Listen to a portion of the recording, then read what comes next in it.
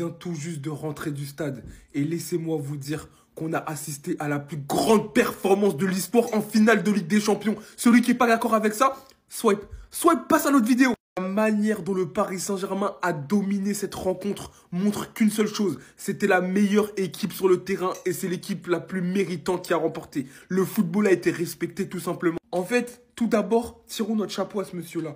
Et pour moi, s'il y avait un ballon d'or et les entraîneurs ils seraient compris, c'est lui qui mériterait le ballon d'or. Parce que la capacité qu'il a eu à s'adapter à tous les systèmes, que ce soit Arsenal, Liverpool, Inter, qui jouent les trois complètement différemment, mais il a toujours trouvé les solutions. La gestion des temps forts, la gestion des temps faibles. Vous avez vu le pressing, comment il était intense. Normalement, toutes les équipes, elles baissent d'intensité. Mais le Paris Saint-Germain, quand ils baissent d'intensité, ils ont le ballon. Ils ont la possession, ils font tourner, ils soufflent, ils savent souffler, ils savent gérer. Quand ils ont plus d'endurance, mais c'est impressionnant en fait. Depuis le début de la saison, je vous ai dit, c'est un chef d'orchestre. En fait, c'est un compositeur, c'est Chopin. C'est Chopin, il est là devant et tout le monde suit. Hein. Désiré Doué, lui aussi, incroyable la progression qu'il a eue en un an. C'est impressionnant. Il est arrivé à maturité en finale de Ligue des Champions. Aujourd'hui, c'est un but et deux buts et une passe décisive. Pour une finale de Ligue des Champions, c'est incroyable en fait. On se rend pas compte. C'est plus Pacho, c'est Pachor. C'est Pachor en fait, ses performances elles sont en or. Ce sauvetage qui met le deuxième but pour Désiré Doué, qui amène le deuxième but, pardon, on va parler français. La facilité, la solidité qu'il a eue sur Lautaro Martinez. Il a géré l'un des meilleurs attaquants comme si c'était un attaquant de district. C'est une singerie. Lui, c'est le joueur le plus fou de sa génération. Il est complètement fêlé. Je vous l'ai dit, comment il peut allier autant d'agressivité. C'est un pitbull sur le terrain. Un pitbull avec des crocs pires que QB. Mais il est tellement fin techniquement, il allie agressivité, puissance, rapidité, explosivité, tous les termes en IT en fait. C'est trop. Là, j'ai relevé quelques individualités, mais c'est le collectif. Vitinha, il fait rentrer Mayoulou qui marque. Les gars, j'ai pas les mots. Ce Paris Saint-Germain est surpuissant et surdominant. Et les gars, je crois qu'on assiste, peut-être on va assister à l'une des plus grandes dominations dans l'histoire du foot. Si ça continue comme ça, évidemment. Mais franchement, quand je les vois comme ça, la marge qu'ils ont sur les autres équipes, c'est incroyable. Donnez-moi juste une bonne raison de donner le Golden Boy à Désiré Doué devant Koubarsi. Une seule. Et c'est là que je commence à jouer au rugby. Le mec, il a pas... Non, je peux plus rien dire. En fait, même si j'ai des arguments, je passerai pour un fou. Même si je pense que Koubarsi le mérite, je passerai pour un fou. Après la finale que Désiré Doué vient de faire, le seul argument que je peux vous donner, peut-être pour que Koubarsi obtienne ce Golden Boy, c'est de vous dire qu'en fait, il ne doit pas être dans le classement du Golden Boy. Doublé plus une passe D en finale de Ligue des Champions, mon pote, va gratter ta place dans le top du Ballon d'Or. Fous-nous la paix. Vous savez, moi, depuis le début de la saison, je vous le dis, pour moi, Koubarsi le mérite. Non pas que les autres ne méritent pas, c'est juste qu'en termes d'importance, de nombre de matchs joués, de régularité, depuis le début de la saison, Koubarsi, c'est le seul à avoir été titulaire indiscutable du premier au dernier match. Là où c'était pas le cas pour Lewis Kelly ou pour Désiré Doué. Mais après la finale, là, ça part en couille. Vous voulez que je vous dise quoi? Donnez-lui. Voilà, donnez-lui. Il n'y a pas un Barcelonais qui sera fâché. Donnez-lui. Il a rapporté en finale, quasiment à lui tout seul, la première Ligue des Champions de l'histoire du Paris Saint-Germain. Donnez-lui. Donnez-lui. En plus, il a des gros ischios. Non, leur boulot sort de ce corps.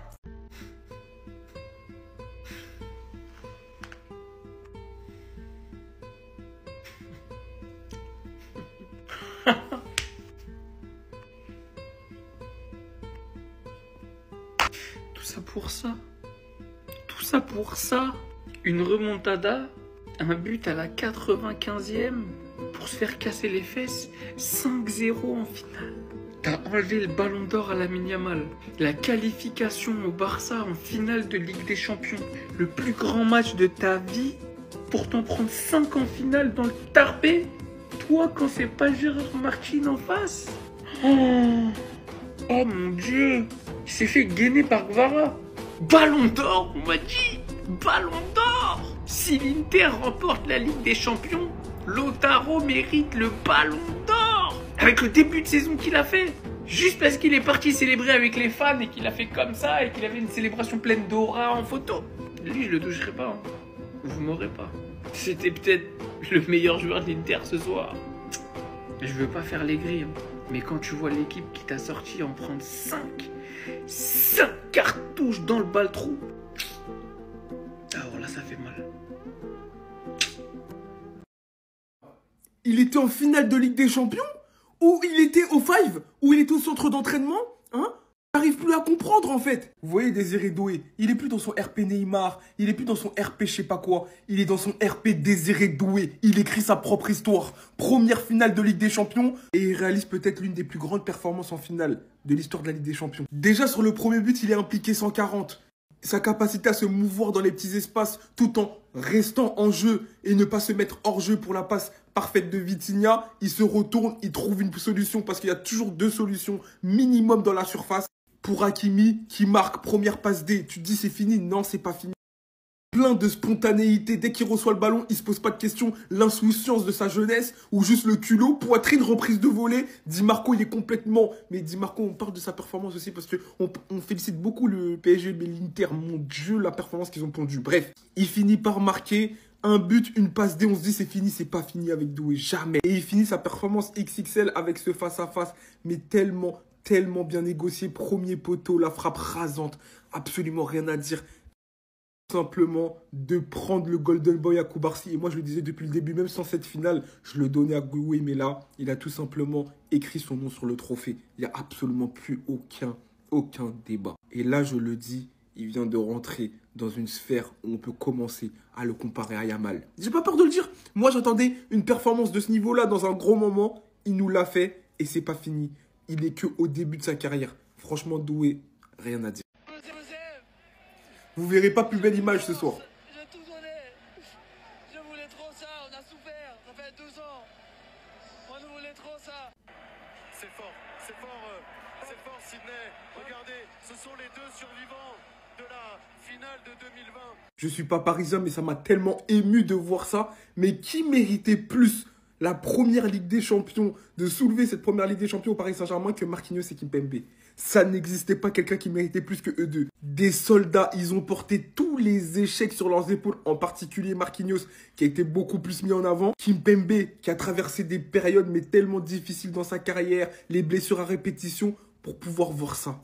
Être dans le groupe pour voir ce sacre de Ligue des Champions. Mais c'est tellement mérité. En plus de ça, le match de Marquinhos, match de patron. Absolument rien à se reprocher. Il a été vraiment le capitaine qu'il pense être pendant toute cette Ligue des Champions. Donc franchement, je suis tellement heureux pour ces deux-là. Je vous ai dit, je suis pas parisien, mais j'ai ressenti leur émotion parce qu'ils ont tellement souffert. Manchester United, Barcelone, mais tout ça, c'est derrière eux. Et je tiens à le dire officiellement, Marquinhos devient la plus grande légende de l'histoire du Paris Saint-Germain. Et je ne suis pas ouvert au débat. Voilà, il n'y a pas de débat. Ça va aller vite, ça va drop direct. Écoutez-moi bien. Tous ceux qui disent que Ousmane Dembélé ne mérite pas le ballon d'or parce qu'il n'a pas marqué en finale de Ligue des Champions, bloquez-moi. Supprimez-moi de vos vies. Même si vous êtes mes potes, parlez plus avec moi. Vous avez vu, moi j'étais le premier à dire Lamine Yamal ballon d'or. Mais là, sa finale, même s'il n'a pas marqué, c'est le symbole du travail qu'un élément offensif doit accomplir. Le mec, il n'a pas marqué, mais il en a marre de cette dictature des statistiques. Il était partout. Il était partout. Dans tous les buts, quasiment, il est impliqué. La talonnade qu'il met sur le deuxième but de Désiré Doué, elle débloque tout. À chaque relance de Yann Sommer, il était sur les starting blocks. Il était comme Usain Bolt, il attendait juste le départ. Dès que Sommer, il touchait le ballon, tu le voyais, il courait. Le pressing qu'il a effectué, il a déséquilibré la défense de l'Inter. Et pour moi, il a fait une performance XXL. Et ceux qui disent que cette performance a enlevé le ballon d'or à Dembélé, c'est que vous connaissez rien au foot. Et que vous êtes que des parieurs compulsifs. Des mecs qui regardent le foot sur SofaScore. Des mecs qui regardent le foot sur Paris au Sport. Des mecs qui regardent le foot. Donc ceux qui pensent comme ça sert à rien de parler de ballon avec moi. Voilà. Si vous n'avez pas vu ce que Ousmane Dembélé a apporté dans cette finale, ça sert à rien qu'on débatte, qu'on discute. Voilà, vous êtes trop limité, fermé d'esprit, vous pensez qu'au but.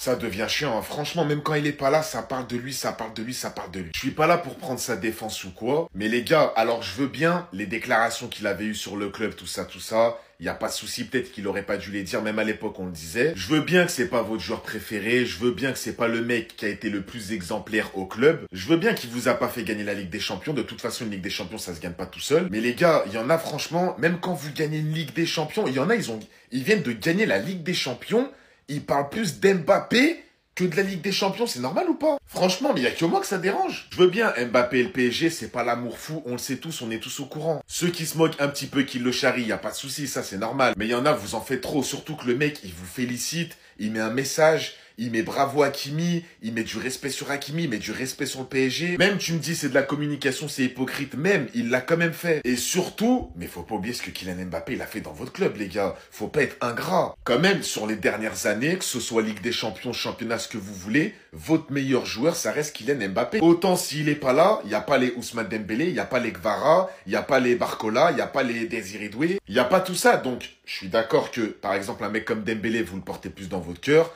Un mec comme Donnarumma, un mec comme Vitinha, sur ça, il n'y a pas de souci. Mais moi, ce qui me dérange, c'est les gens qui sont obsédés. Parce que oui, pour moi, franchement, là, c'est de l'obsession. Hein. Ils sont obsédés par Kylian Mbappé. Même quand vous gagnez le trophée que vous rêvez depuis des années, il y en a, ils parlent plus d'Mbappé que du trophée, les gars. Non, mais franchement, les gars, faut doser au bout d'un moment. Faut doser, faut pas être ingrat. Il n'y a pas de souci, 2-3 petites moqueries, vous pouvez charrier, c'est normal, c'est le football. Mais faut pas oublier tout ce qu'il a fait, faut pas être ingrat, les gars. Félicitations au PSG, par Max.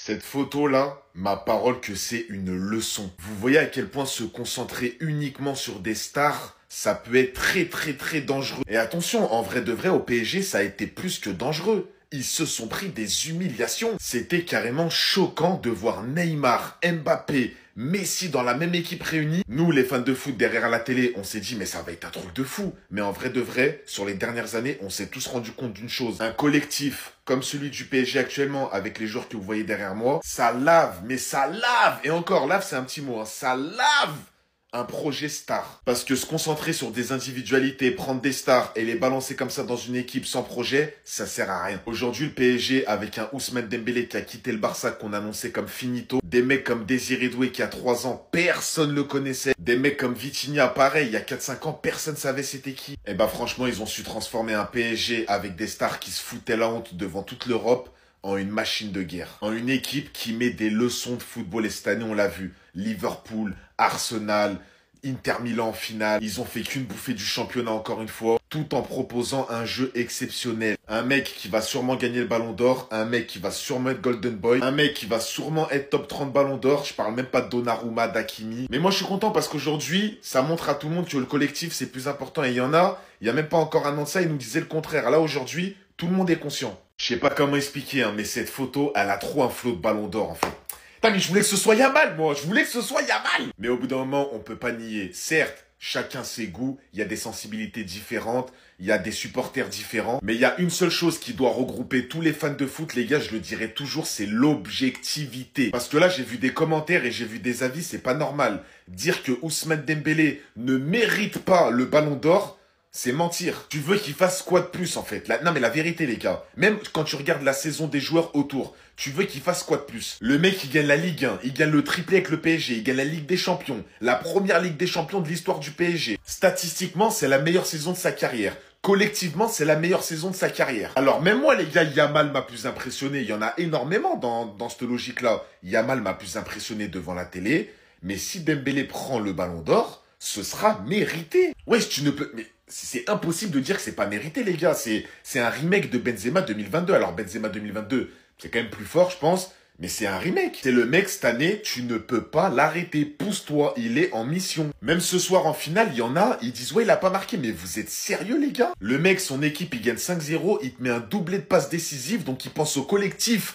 avant lui-même. Il te met une talonnade à Vitinha qui n'est pas retenue comme une passe D, mais moi je la compte comme une passe décisive, qui amène le deuxième but de Désiré Doué. Et il y en a, les gars, vous n'êtes pas objectifs et vous venez nous dire il mérite pas le Ballon d'Or. Non, mais franchement, au bout d'un moment, faut arrêter. Soyez toujours objectifs. Arrêtez de faire passer vos préférences avant l'objectivité. C'est pas normal. Ousmane, s'il prend le Ballon d'Or, c'est mérité. Tout le monde pense qu'à une chose, les gars. C'est le pressing sur Mbappé. C'est triste, les gars. Le pressing sur Mbappé, c'est toujours la même chose. Tout le temps. Au PSG, chaque saison, on lui donnait le rôle de ce joueur qui était bien trop seul. Un joueur qui, chaque saison, affiche des stats de malade, mais une équipe qui ne gagne pas la Ligue des Champions. À Madrid, qu'est-ce qui se passe actuellement? Un joueur qui est bien trop seul, avec des stats de malade, mais qui n'a pas gagné la Ligue des Champions. C'est toujours ce qu'il y a autour de lui le problème, mais jamais lui. Et sur ça, les Parisiens, ils nous avaient prévenus cet été. Personne ne les a écoutés. Au final, il se passe quoi? Ils gagnent la Ligue des Champions la même année où Mbappé part. 7 saisons au club, 0 Ligue des Champions. Juste après ces 7 saisons, une seule saison sur Mbappé, il gagne la LDC. Et le pire en ça, c'est que Ousmane Dembélé, en termes de stats, dépasse la meilleure saison de Mbappé en Ligue des Champions. Et pour l'instant, l'un des grands favoris pour gagner le Ballon d'Or. C'est-à-dire qu'en plus d'avoir remporté une LDC avant Mbappé, il va peut-être remporter un Ballon d'Or avant lui. Qui aurait imaginé ça? Et là, tout le monde est en train de tout mélanger avec cette fameuse phrase « Si je lis mon avenir à la Ligue des Champions, je serais parti très loin ». Le PSG qui gagne la LDC. Je vous jure les gars que c'est trop une dinguerie. Surtout quand tu sais que la dernière finale qui a été jouée, ils l'ont perdue. Et il y avait qui dans l'équipe? Il y avait Mbappé, qui en plus de ça avait lâché une bouse. En tout cas, moi j'ai qu'une hâte, c'est comment ça va se passer en sélection. Parce qu'il y aura un engouement de malade sur le fait que le PSG a gagné la Ligue des Champions quand Mbappé est parti. Enfin bref, sinon vous les gars, vous en pensez quoi? Enfin, sur sa façon, on s'ennuie. Franchement, les gars, ils méritent. Ils méritent. Ça me fait plaisir. Je vous jure, les gars, j'étais un hater. Voilà, je vous le dis, j'étais un hater au début. Mais quand je vois ces images, quand je vois ces trucs, ils méritent. Ils méritent. Franchement, prenez-la, dégustez-la, les gars. Marquinhos, comment il a souffert. Ça fait depuis 2013, je crois qu'il est au PSG. Tous les ans, c'est pareil. Tous les ans, il se fait critiquer. Tous les ans, c'est pas encore ça. Ça passe pas. Ils ont pas le mental. Et il revient. Il revient chaque année. Il reste. Incroyable. Franchement, le voir en pleurs comme ça, et je sais pas si vous avez vu les vidéos où il parle à la fin du match, etc. Ça me fait de la peine, et ça me rend heureux en même temps. Je vous jure les gars, j'ai l'impression de voir un enfant qui a eu un truc de fou, c'est impressionnant. Sur aussi une énorme pensée à Luis Enrique. Il mérite, lui aussi il mérite en fait. Lui aussi il mérite, il est venu avec une philosophie de jeu. Le jeu, le football, on met en avant le football. Et on verra, et ça va gagner, c'est normal. Quand tu joues bien, tu finis par gagner, c'est comme ça, c'est mathématique. Il leur a dit, vous comprendrez plus tard. Il a dit, c'est rien que je vous explique, vous n'allez pas comprendre de toute façon. Et il leur a fait comprendre sur le terrain. Et pour sa fille aussi. Sa fille, il a perdu sa fille à 13 ans, je crois, elle avait 13 ans. Ça doit lui faire plaisir, ça doit lui faire du bien. Franchement, en vrai, tant mieux, je vous jure, tant mieux. J'avoue, les gars, encore une fois, je répète, j'étais un hater. J'étais en mode, ah, vas-y. Vu qu'il y a beaucoup de rivalité PSG-Barça, j'avais pas envie de me faire vanner par les supporters du PSG et tout ça, mais en fait, vanner les gars, vanner, on profite, kiffer. Pour des gens comme ça, pour des humains comme ça, on accepte. Allez, attaquez-moi. Ça aurait dû être nous en fait. Ça aurait dû être nous. Je vous jure les gars, quand je regardais l'Inter se faire piétiner, faire pitié, j'ai repensé au but de Rafinha. En fait, plus le temps passe, plus je me rends compte que c'est la pire défaite que j'ai vécue avec le Barça. Parce que, en fait, elle est tellement longue, elle est tellement lente, cette douleur, elle veut pas partir. J'espère que maintenant que la LDC est terminée, que le PSG profite, j'espère qu'elle va partir maintenant. J'espère que c'est juste ce soir, là, je ressens encore un truc parce que c'est nous qui aurions dû être à la place. On n'aurait pas pris 5-0, les gars.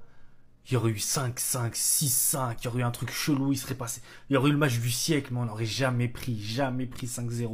J'en veux tellement à Ronald.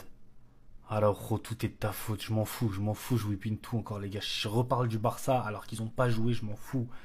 Je suis tellement abattu. Oh là là, ça va être encore plus triste pour moi là ce soir. Là, je vais faire que d'y penser. On était à 3 minutes de vivre cette soirée comme jamais.